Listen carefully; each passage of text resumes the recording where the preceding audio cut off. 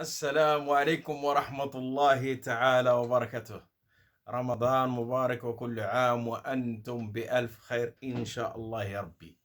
بأن الدول الأوروبية كإسبانيا، فرنسا، هولندا، بلجيكا، وزيد السعودية والإمارات، الدول هادو كاملين صايمين. غدا إن شاء الله هو يوم الاثنين 11 مارس، هو أول أيام في شهر رمضان.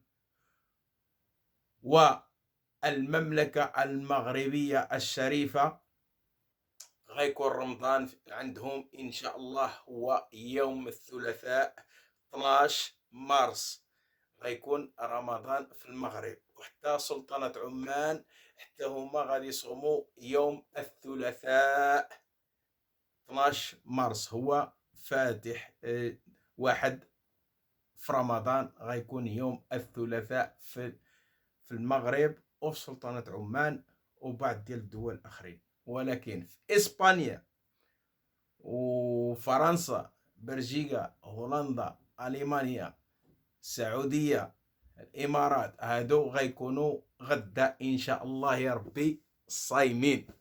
لنقول لكم الإخوان الله يدخلوا علينا بالرحمة والمغفرة، والله يتقبل منا ومنكم إن شاء الله.